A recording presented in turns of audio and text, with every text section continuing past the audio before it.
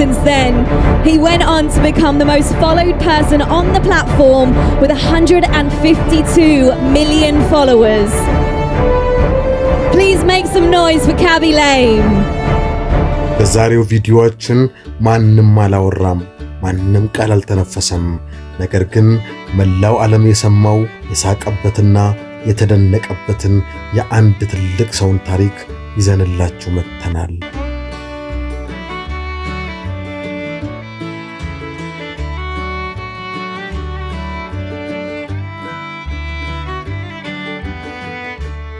በቲክቶክ ዓለም ላይ ስሙ በተለየ መልኩ የሚጠራ በቢሊዮኖች የሚቆጠሩ ሰዎችን ትኩረት የሰረቀ በዓለም ዙሪያ ካሉ እጅግ ታዋቂ የሆሊውድ ከዋክብትና የእግር ኳስ ተጫዋቾች በላይ ተወዳጅነትን ያተረፈው ካቢ ላሜ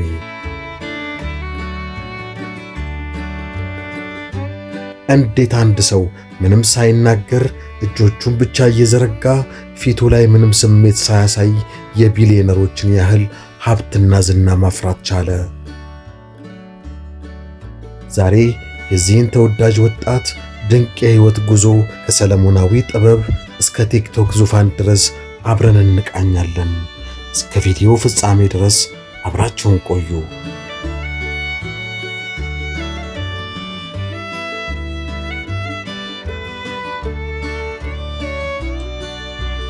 የካቢ ላሜ ታሪክ የሚጀምረው በምዕራብ አፍሪካ በምትገኘው ሴኔጋል ሀገር ነው። በየካቲት ወር በ2000 ዓመተ ምህረት የተወለደው ካቢ ገና የ1 ዓመት ሕፃን ሳለ ቤተሰቦቹ የተሻለ ሕይወት ፍለጋ ወደ አውሮፓ ተሰደዱ። መዳረሻቸውም በጣሊያኗ ቱሪን ከተማ ሆነ።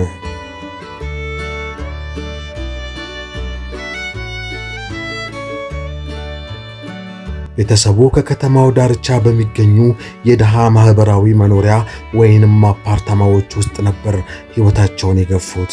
የኢኮኖሚ እጥረት፣ የባህል መፋለስ እንዲሁም የሥራ አጥነት ማዕበል የዕለት ተዕለት ኑሯቸውን ያሸብረው ነበር። ካቢ እዛው ጣሊያን ውስጥ አድጎ ትምህርቱን እየተከታተለ ከሌሎች የአካባቢው ወጣቶች ጋር ተቀላቅሎ ይኖር ነበር። ይሁን እንጂ ሕይወት ለሱ አስቀድማ ያዘጋጀችለት ታላቅ ፈተና ነበር። ከዕለታት በአንዱ ቀን ሰላም የነበረችው ዓለም በድንገት በኮቪድ-19 ወረርሽኝ ተመታች። በወቅቱ ካቢ በቱሪን አቅራቢያ በሚገኝ አንድ ፋብሪካ ውስጥ ማሽነሪዎችን እየጠራረገና ዕቃዎችን እያሸገ የዕለት ጉርሱን የሚያገኝ ቁርጠኛ ሠራተኛ ነበር። ነገር ግን ዓለም በአንዴ ተቆለፈች። ፋብሪካው ተዘጋ፣ ካቢም ሥራ አጣ። በወቅቱ በዓለም ዙሪያ በሚሊዮኖች የሚቆጠሩ ሰዎች እንዳደረጉት ሁሉ እርሱም በጠባቧ የቤተሰባቸው ክፍል ውስጥ ተቀምጦ የወደፊት ዕጣ ፈንታውን ማሰብ ጀመረ። ኪሱ ባዶ ነበር፣ የሚሠራው ሥራ ጠፋ።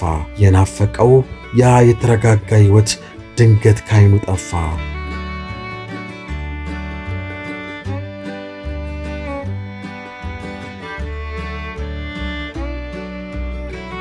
ግን ያ የጨለመበት ጊዜ ለሕይወቱ አዲስ አቅጣጫ የሚሰጥ ታላቅ መሠረት ይሆናል ብሎ ማንም አላሰበም ነበር።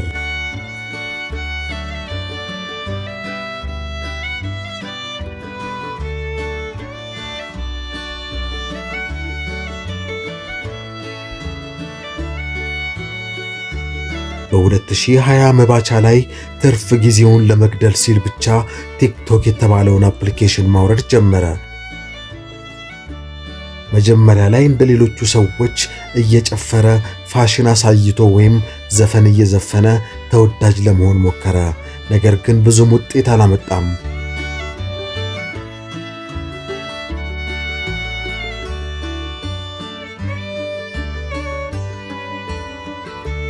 በአንድ ወቅት በበየነ መረብ ላይ እጅግ ተሰራጭተው የነበሩትን ላይፍ ሃኮች ማየት ጀመረ። ሰዎች ቀላል ነገሮችን ለማድረግ እጅግ ውስብስብና አስቂ መንገዶችን ሲጠቀሙ አስተዋለ። ለምሳሌ ያህል አንድ ሰው ሙዝ ለመላጥ ሹካና ቢላዋ ሲጠቀም፣ ሌላው ደግሞ መኪና ውስጥ ለመግባት መስኮቱን ሰብሮ ሲገባ። ካቢ በዚህ ጊዜ ነበር ያንን ታላቅ ውሳኔ ወሰነው። ካሜራው ፊት ቆመ። ያንን ውስብስብ ቪዲዮ አሳየ።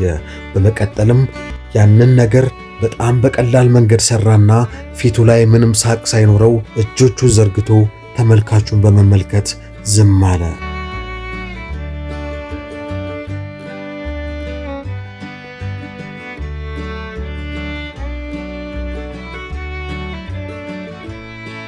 ያ የዝምታ ምላሽ፣ ያ ቀላል ፌዝ መላው ዓለምን አሳቀ። ቪዲዮዎቹም በአንዴ እንደ እሳት በኢንተርኔቱ ተሰራጩ።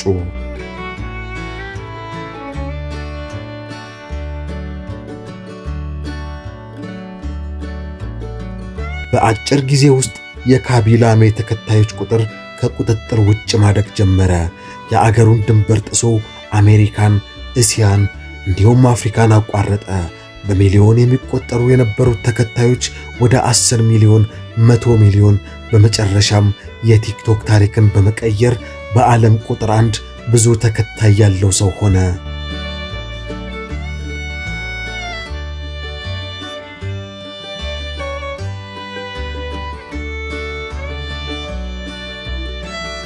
ትላልቅ ዓለም አቀፍ ኩባንያዎች እንደ ሁጎ ቦስ፣ ኤክስቦክስ እና ሌሎችም በሚሊዮን የሚቆጠር ዶላር እየከፈሉ የምርት ማስታወቂያ እንዲሰራላቸው ማጎንበስ ጀመሩ።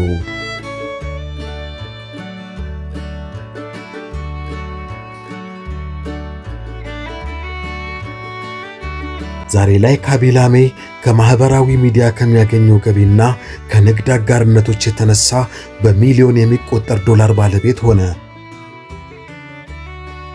ብሎም በጣሊያንና በዱባይ የቅንጦት መኖሪያ ቤቶች ያሉት ግዙፍ ሰው ሆኗል። ከፋብሪካ ሰራተኝነት ተነስቶ በሞባይል ስክሪን ብቻ የዓለም ባለጸጋ መሆን መቻል እውነተኛ የድል ታሪክ ይህ ነው።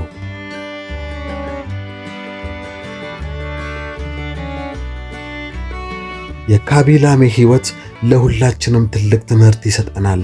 ስኬት ለማግኘት ቋንቋ አያስፈልግም።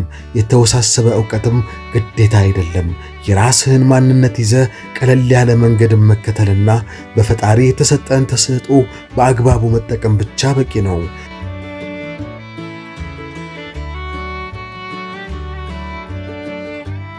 ካቢላሜ በድህነትና በሥራ ማጣት ውስጥ ጀምሮ የዛሬውን የሀብትና የዝና ማማ ላይ መድረሱ ጽናትና እምነት ካለ ማንም ሰው ከወደቀበት ተነስቶ ማማ ላይ መድረስ እንደሚችል ሕያው ማሳያ ነው። ዛሬ የተመለከቱት ይህንን ድንቅ ታሪክ ነው። ሐሳባችሁን በኮሜንት አስቀምጡልን። ቻናላችንን ሰብስክራይብ በማድረግ ቤተሰብ ይሁኑ። እስከሚቀጥለው ቪዲዮ መልካም ጊዜ